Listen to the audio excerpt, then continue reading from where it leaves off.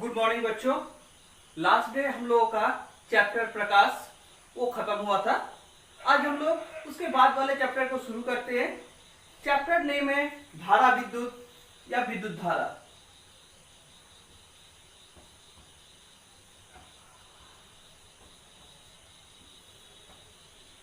जिसको कि हम लोग करंट इलेक्ट्रिसिटी बोलते हैं। करंट के बारे में हम लोगों को सबको थोड़ा बहुत आइडिया है कि विद्युत आखिर क्या है। तो हम लोग विद्युत, अगर हम लोगों को पूछा जाए कि विद्युत क्या है, ये हम लोग बोलेंगे विद्युत एक प्रकार की ऊर्जा है। विद्युत क्या है? एक प्रकार की ऊर्जा है। हम लोगों के डेली लाइफ में इसका बहुत यूज है। इसका हम लोग जैसे अभी मैं क्लास ले रहा हूं, इसके लिए क्या है? ऊर्जा की जरूरत है। विद्युत नहीं होता तो लाइट नहीं जलते, तो हम लोग क्लास मेरा ठीक से नहीं हो पाता। विद्युत नहीं होता, पंखा नहीं घूमता। तो विद्युत का क्या है? एक रूप से दूसरे रूप में रूपांतरण होता है। जैसे हम लोगों का देखो, तुम लोग घर में हीटर वगैरह देखे होंगे, किसी जगह पर एसी वगैरह, फ्रिज वगैरह जो भी है, उसमें सब में क्या है? विद्युत ऊर्जा का ही रूपांतरण है। तो विद्युत क्या है? एक प्रकार की ऊर्जा है जिसे हम लोग ध्वनि, प्रकाश, ऊष्मा आदि में क्या कर सकते हैं? रूपांतरित कर सकते हैं।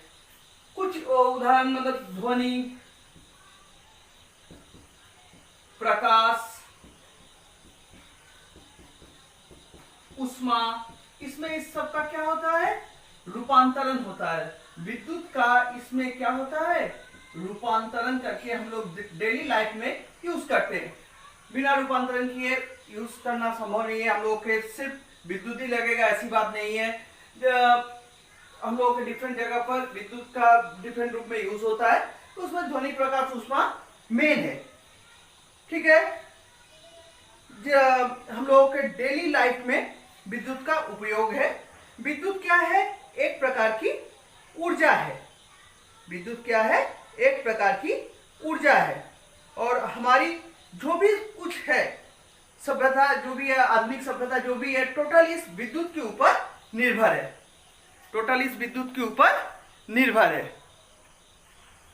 विद्युत ऊर्जा को जब भी हम लोग स्टडी करेंगे, यहाँ पर एक आवेश बहुत ही इंपॉर्टेंट जगह रखता है। विद्युत ऊर्जा में एक आवेश, विद्युत आवेश यानी इलेक्ट्रिकल चार्ज, इसका एक महत्वपूर्ण जगह है। विद्युत आवेश कहने का मतलब है, सपोज मैं यहां पर देखो,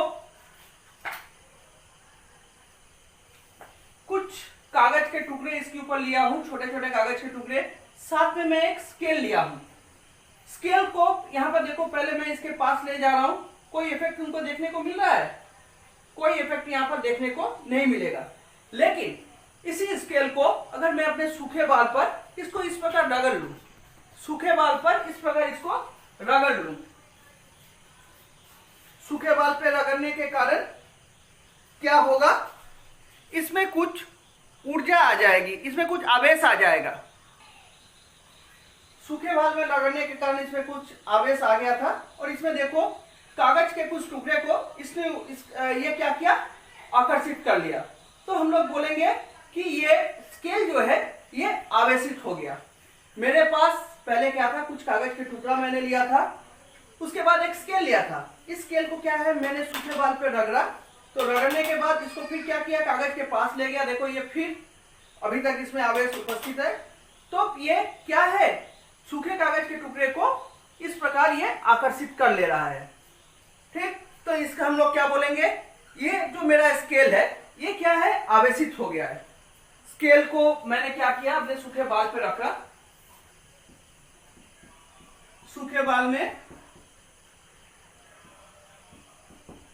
स्केल को रगड़ने पर क्या हुआ? स्केल आवेशित हो गया। स्केल आवेशित हो गया। और उसमें गुण क्या आया? ये क्या किया? ये गुण क्या आया? ये आवेशित हो गया, और इसमें गुण आया कि ये कागज के टुकड़ों को ये क्या गुण आया कि ये कागज के टुकड़ों को अपनी ओर आकर्षित कर रहा है। कागज के टुकड़ों को आकर्षित करने का गुण इसमें आ गया।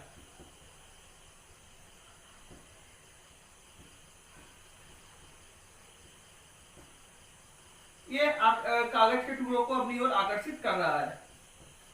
तो क्या किए, मैंने पहले तुमको दिखाए कि मैंने कुछ कागज के टुकड़े और स्केल लिए, जिसको मैं पहले करीब ले गया तो वो क्या किया, एक दूसरे को आकर्षित नहीं कर रहा था। लेकिन जैसे ही मैंने अपने सूखे बाल में स्केल को रगड़ा तो स्केल क्या हुआ, स्केल आवेशित हो गया। स्केल क्या हुआ, आवेशित हो गया। उन्होंने क्या किया, स्केल अब कागज के छोटे छोटे टुकड़ों को अपनी ओर आकर्षित कर रहा है। तो स्केल आवेशित होने के कारण कागज अब स्केल क्या कर रहा है, कागज के छोटे छोटे टुकड़ों को इसी प्रकार अपनी ओर आकर्षित कर रहा है। इसी प्रकार अगर हम कांच की छड़ को रेशम से रगड़े, एक उदाहरण, दूसरा उदाहरण क्या है, कांच के छड़ को रेशम से रगड़ रहे हैं। किससे, रेशम से। रेशम से रगड़ने पर जब कांच के छड़ को हम लोग रेशम से रगड़ रहे हैं तो ये भी क्या है, ये भी आवेशित हो जाता है। यहां पर कांच का छड़ आवेशित हो गया, कांच का छड़ वो भी क्या होता है, आवेशित हो जाता है। कांच का छड़ आवेशित हो गया तो करेगा क्या, आवेशित होकर ये भी कागज के टुकड़े को अपनी ओर आकर्षित करने लगेगा। कागज के टुकड़े को, कागज का टुकड़ा बोलो, तिनका बोलो, ये सबको ये क्या करेगा, टुकड़े को आकर्षित करने लगेगा, को ये आकर्षित करेगा। ठीक, तो ये गुण उसमें डेवलप हो गया। कांच का छड़ क्या हो गया, आवेशित हो गया, जिसके चलते उसमें गुण क्या डेवलप हुआ कि ये कागज के टुकड़ों को अपनी ओर आकर्षित कर रहा है।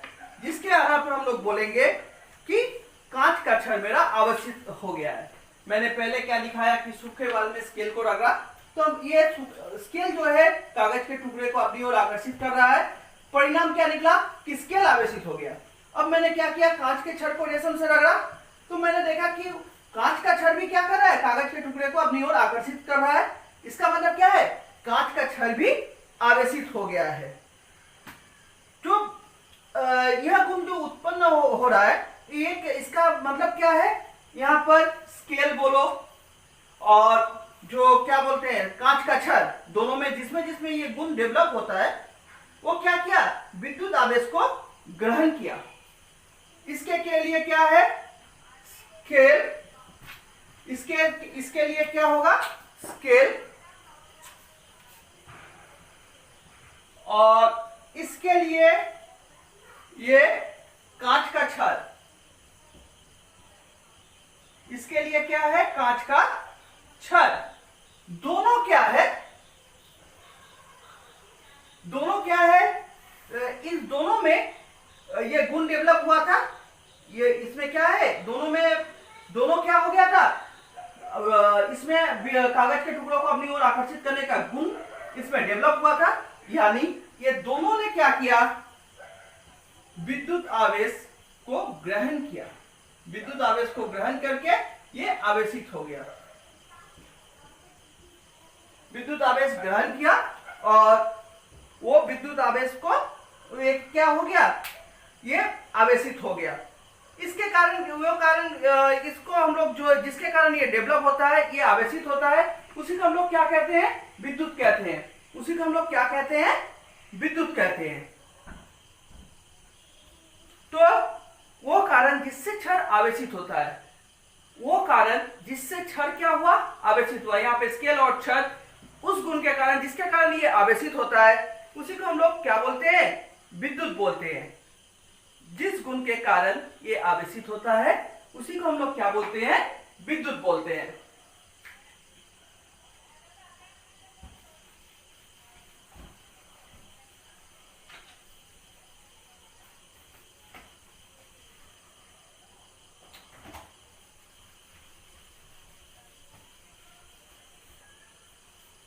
यहां पर देखो आवेश, अगर हम लोग आवेश को देखें, आवेश दो प्रकार के होते हैं। एक होता है धनावेश और दूसरा होता है ऋण आवेश। आवेश दो प्रकार के होते हैं, एक है धनावेश, दूसरा है ऋण आवेश। ठीक, अब आवेश के उत्पन्न होने पर हम लोग इलेक्ट्रॉन सिद्धांत द्वारा इसको डिस्कस करेंगे। इलेक्ट्रॉन सिद्धांत में जब हम लोग जाते हैं, तुम लोग जानते हो कि इलेक्ट्रॉन के लिए एक नाभिक होता है। कोई भी इलेक्ट्रॉन हो उसमें क्या होता है, एक नाभिक होता है। इस नाभिक में क्या उपस्थित रहता है, इस नाभिक में न्यूट्रॉन और प्रोटॉन उपस्थित रहता है। और उसके बाद ये जो नाभिक के बाहर जो कक्ष है, इस कक्ष में, इस बाहरी परिपथ में, इसके बाहर चारों ओर एक परिपथ है जिसमें क्या है, इलेक्ट्रॉन घूमता रहता है। इसमें क्या घूमेगा, इलेक्ट्रॉन। चक्कर लगाने वाले कौन है, यहां पर इलेक्ट्रॉन यहां पर चक्कर लगाता रहता है। इस बाहरी परिपथ में इलेक्ट्रॉन चक्कर लगाता है। ठीक, तो यहां पर हम लोग देखें, परमाणु संरचना के आधार पर हम लोग क्या जानते हैं कि केंद्रक में जहां पे नाभिक है, यहां पर न्यूट्रॉन और प्रोटॉन, ये क्या है, न्यूट्रॉन और प्रोटॉन कहां रहेंगे, नाभिक में। न्यूट्रॉन तथा प्रोटॉन ये कहां रहेंगे, ये नाभिक में। और केंद्रक में ये जो इलेक्ट्रॉन रहेंगे, ये केंद्रक में चक्कर लगाते रहेंगे, ये केंद्रक में चक्कर लगाते रहेंगे। ठीक है, तो हम लोग देखेंगे कोई भी परमाणु है उसमें मुख्यतः 3 कण है। परमाणु अगर है, परमाणु में क्या है, मुख्यतः 3 कण है। कोई भी परमाणु है उसमें मुख्यतः हम लोग 3 कण को देखते हैं। क्या क्या कण को देखते हैं, इलेक्ट्रॉन,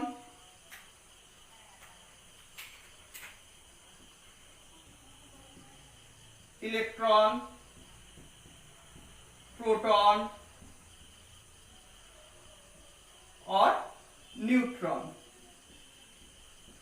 इसके आधार पर प्रोटॉन तथा न्यूट्रॉन कहां रहते हैं, केंद्रक में, परमाणु के केंद्रक में। और ये जो इलेक्ट्रॉन है कक्ष में चक्कर लगाते रहते हैं। ये जो इलेक्ट्रॉन है वो क्या होगा, कक्ष में चक्कर लगाएंगे। प्रोटॉन पर देखो, प्रोटॉन पर आवेश कौन सा रहेगा, प्रोटॉन पर धन आवेश रहता है, इलेक्ट्रॉन पर ऋण आवेश रहता है। और न्यूट्रॉन आवेश विहीन है, न्यूट्रॉन पर कोई आवेश नहीं रहेगा। न्यूट्रॉन क्या है, आवेश विहीन है। ठीक है, तो यहां पर हम लोग देखें कि परमाणु में इलेक्ट्रॉन, प्रोटॉन और न्यूट्रॉन उपस्थित रहते हैं। प्रोटॉन तथा न्यूट्रॉन केंद्रक में स्थित होता है और इलेक्ट्रॉन बाहरी जो कक्ष है वहां पर वो चक्कर लगाता रहता है। इलेक्ट्रॉन पर ऋण आवेश, प्रोटॉन पर धन आवेश और न्यूट्रॉन आवेश विहीन होता है। इलेक्ट्रॉन क्या है, प्रोटॉन तथा न्यूट्रॉन की तुलना में बहुत ही हल्का होता है। और ये यही क्या है, विद्युत घटनाओं में जो भी घटनाएं घटित होती है कि आवेश का देना, आवेश का लेना, इन सब में यही इलेक्ट्रॉन भाग लेता है। इलेक्ट्रॉन की संख्या, किसी भी परमाणु अगर है वहां पर इलेक्ट्रॉन की संख्या और प्रोटॉन की संख्या आपस में बराबर होती है। यहां पर इलेक्ट्रॉन की संख्या, कोई भी परमाणु है, यहां पर इलेक्ट्रॉन की संख्या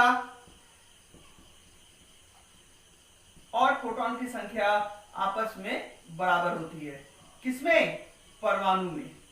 परमाणु में इलेक्ट्रॉन की संख्या और प्रोटॉन की संख्या आपस में क्या होती है, बराबर होती है। जब हम लोग इससे पहले हम लोग देखे थे कि कांच के छड़ बोलो स्केल बोलो, तो हम लोग क्या किए थे, एक को दोनों को आपस में रगड़ रहे थे, कांच के छड़ को रेशम से जब रगड़े थे तो रगड़ने से क्या हुआ कि कांच के छड़ से क्या हुआ था, कुछ कांच के छड़ में उपस्थित कुछ परमाणुओं से इलेक्ट्रॉन निकलकर क्या हुआ था, कुछ परमाणुओं से इलेक्ट्रॉन निकलकर रेशम में चला गया था। जब हम लोग कांच के साथ इसको ऊपर थोड़ा सा मिटाते हैं, अच्छा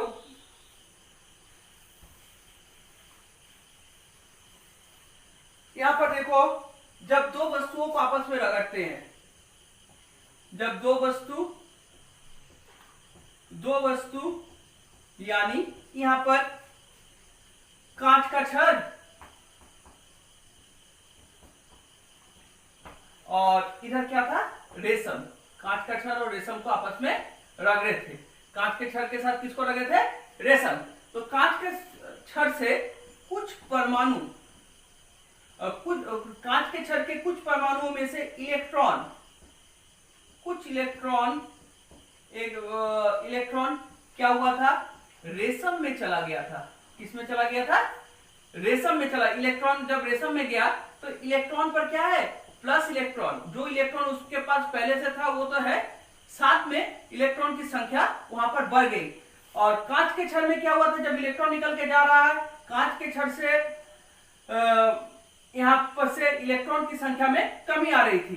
कांच का छड़, ये माइनस इलेक्ट्रॉन हम लोग दिखा रहे हैं। माइनस दिखाने का मतलब है कि कांच के छड़ से इलेक्ट्रॉन निकलकर रेशम में चला गया था।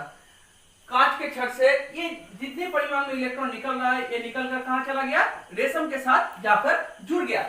अब चूंकि इलेक्ट्रॉन की संख्या और प्रोटॉन की संख्या बराबर है, सपोज मान लो यहां पर 4 इलेक्ट्रॉन है, 1 2 3 4। इसी प्रकार इलेक्ट्रॉन 4 है, हम लोग यहाँ पे नेगेटिवली चार्ज है बोल के 4 नेगेटिव दिखाए। प्रोटॉन भी हम लोग मान लिए 4 है, क्योंकि परमाणु अगर एक ही परमाणु का ले रहे हैं तो वहां पर क्या है, इलेक्ट्रॉन की संख्या और प्रोटॉन की संख्या आपस में बराबर हो रही है।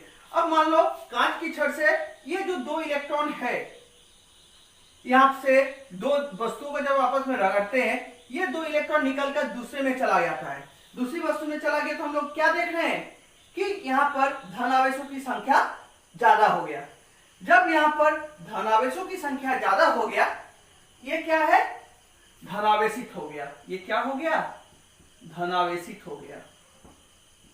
और जिसमें इलेक्ट्रॉन गया, मतलब रेशम में जब इलेक्ट्रॉन पहुंचा तो वो क्या हुआ, यहां पर ऋणावेशों की संख्या में वृद्धि हो गई।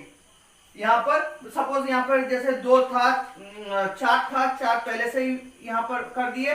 अब 2 जो इधर से निकला, कांच के छड़ से निकला, वो यहां पर आके जुड़ गया। अब देख रहे हैं इलेक्ट्रॉन की संख्या 6, प्रोटॉन की संख्या 4। तो ये प्लस माइनस एक को दूसरे को कैंसिल करेगा, मतलब ये 4 के चलते ये 4 क्या है, निष्क्रिय अवस्था में रहेगा। लेकिन ये जो 2 एक्स्ट्रा आया, इसके चलते वो क्या है, ऋणावेशित हो जाएगा और ऋणावेश की तरह काम करेगा। तो ये जो रेशम है ये ऋणावेशित हो गया। तो हम लोग कांच के छड़ को जब रेशम से रख रहे तो कांच का छड़ से इलेक्ट्रॉन निकलकर रेशम में चला गया था। कांच के छड़ से चूंकि इलेक्ट्रॉन निकलकर रेशम में जा रहा है, इसलिए कांच का छड़ धनावेशित हो गया और रेशम में इलेक्ट्रॉन की संख्या बढ़ गई, इसलिए वो क्या हो गया, ऋणावेशित हो गया। वो क्या हो गया, ऋणावेशित हो गया। इसके संबंध में इसकी क्या बोलते हैं, इसके संबंध में कूलॉम ने सन 1785 में अपना एक नियम दिया था। कूलॉम ने 1785 में, कूलॉम ने 1785 में अपना एक नियम दिया था।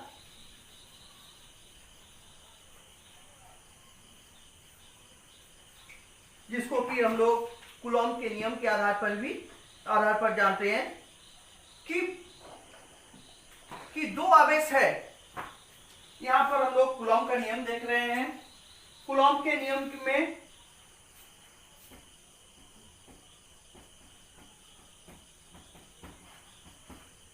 कूलॉम का नियम ये बोलता है, मान लो दो आवेश है, एक पर आवेश Q1, एक पर आवेश Q2 है। एक पर आवेश Q1, दूसरे पर आवेश Q2 है, और इसके बीच की दूरी R है। इसकी बीच की दूरी R है। तो यहां पर हम लोग जानते हैं, अगर विपरीत आवेश है तो आकर्षण बल काम करेगा, समान आवेश है तो विकर्षण बल काम करता है। तो इन दोनों के बीच लगने वाला जो आकर्षण तथा विकर्षण बल है, इनके बीच लगने वाला जो आकर्षण तथा विकर्षण बल है, वो निर्भर किसके ऊपर करेगा? वो निर्भर करता है कि यहां पर आवेश, इसके बीच लगने वाला, यहां पर देखो आकर्षण या विकर्षण बल, आकर्षण या विकर्षण बल, जिसको कि हम लोग F से दिखाते हैं। पहला आवेश मान लेते हैं, फर्स्ट आवेश, इसको हम लोग Q1 से दिखाते हैं, और सेकेंड आवेश, इसको हम लोग Q2 से दिखाए, और आवेशों फर्स्ट तथा सेकेंड आवेश के बीच की दूरी, इसको हम लोग R से दिखाए। इसको हम लोग किससे दिखाए? R से दिखाए। तो देखो, ये जो आकर्षण बल लगता है, पहला नियम ये बोलता है कि ये जो F है, ये इस आवेशों के गुणनफल के समानुपाती होगा। मतलब F proportional Q1 into Q2, आवेशों के गुणनफल के समानुपाती होगा। मतलब आवेश, कोई भी एक आवेश अगर बढ़ेगा, उसके बीच लगने वाला आकर्षण या विकर्षण बल का मान भी बढ़ेगा।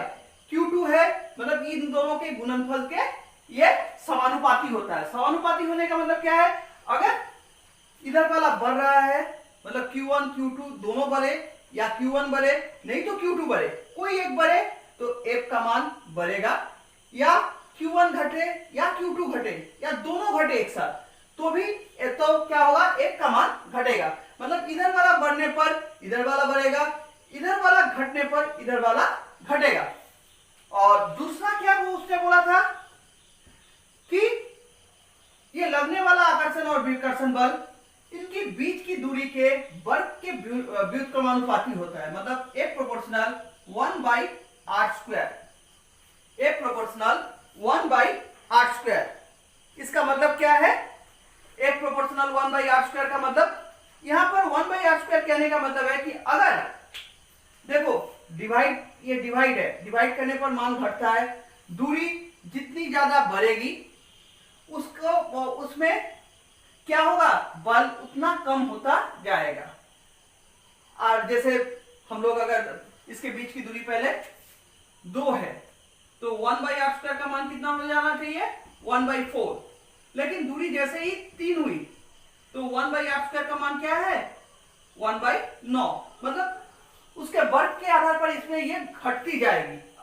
तो ये 1/4, 1/9, ये क्या है? जितनी दूरी बढ़ेगी उसके बीच लगने वाला आकर्षण बल और विकर्षण बल का मान भी उतना क्या होगा? घटता जाएगा। उतना क्या होना चाहिए? घटते जाना चाहिए। उतना इसको घटते जाना चाहिए। देयरफॉर इसको अब कंबाइन करें, इसको अब क्या करें? कंबाइन करें। Therefore F proportional Q1 Q2/r², F proportional Q1 Q2/r²। यहां पर प्रोपोर्शनल की साइन हटेगी तो एक कांस्टेंट आता है, एक स्थिरांक आता है, बराबर K Q1 Q2/r²। F बराबर, तो ये मेरा कूलॉम के नियम के आधार पर ये फॉर्मूला है। F बराबर K